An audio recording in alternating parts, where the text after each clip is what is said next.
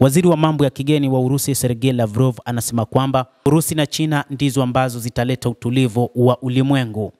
Uhusiano wa Urusi na China unatumika kama sababu muhimu katika kuifanya dunia kutulia.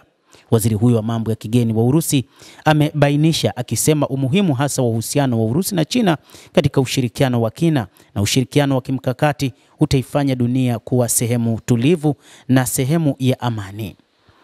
Urusi na China ni mataifa ambayo hayakutengeneza uchokozi popote. Ni mataifa ambayo wakati wote yanataka amani, na hivyo yamekuwa yakitumia nguvu ya ushawishi wa kidiplomasia na nguvu ya kijeshi popote ambapo popote ambapo kumekuwa na vurugu ili kutengeneza amani kupambana na waasi wa eneo hilo.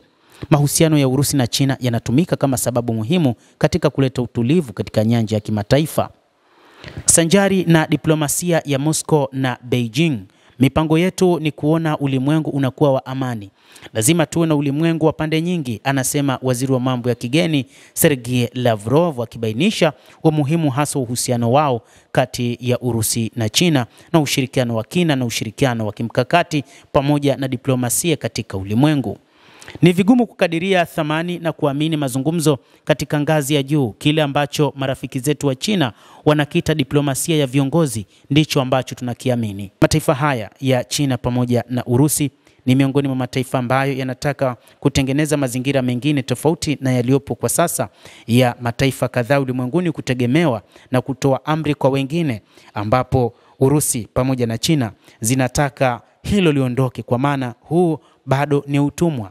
Marekani na mataifa magharibi kwa muda mrefu yamekuwa yakitawala dunia kufanya yatakavyo, ambapo kwa sasa China pamoja na Urusi kupitia kile walichokita BRICS, ambayo imeunganisha mataifa mengi duniani na baadhi ya mataifa yanataka kujiunga nayo, wanataka kutengeneza ulimwengu wa pande nyingi, kwa maana kusiwe na mtu mmoja ama nchi kadhaa kutegemewa na kutoa maoni wao kama wao juu ya mamlaka au juu ya masuala ya watu wengine.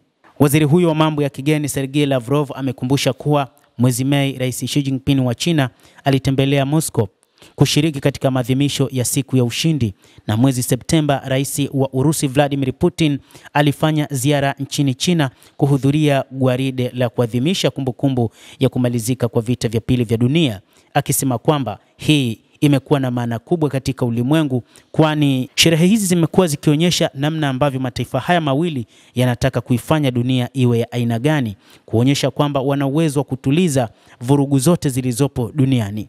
Sherehe za pamoja za kumbukumbu ya miaka 80 ya ushindi mkuu dhidi ya unazi wa Ujerumani na kijeshi wa Japan ni ishara kubwa, na ni nchi zetu ambazo zilichukua jukumu muhimu katika matukio haya makubwa ya karne iliyopita, mwanadiplomasia huyo mkuu alisisitiza.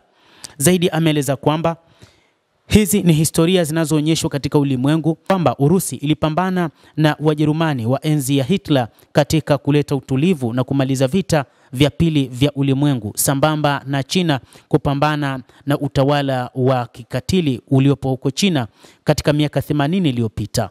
Na hili pia ndilo tunalotaka kufanya kwa sasa, anamalizia Sergei Lavrov, waziri wa mambo ya kigeni wa Urusi. Endelea kutufuatilia mtazamaji, na nikusihi usisahau kulike, usisahau kucomment, kadhalika na kusubscribe channel yetu hii ili upate habari hizi kwa mapana kupitia The World News. Mimi ni Adam Hussein, endelea kuwa nasi wakati wote, endelea kutufuatilia, utaweza kufahamu mambo mengi yanayojiri katika ulimwengu.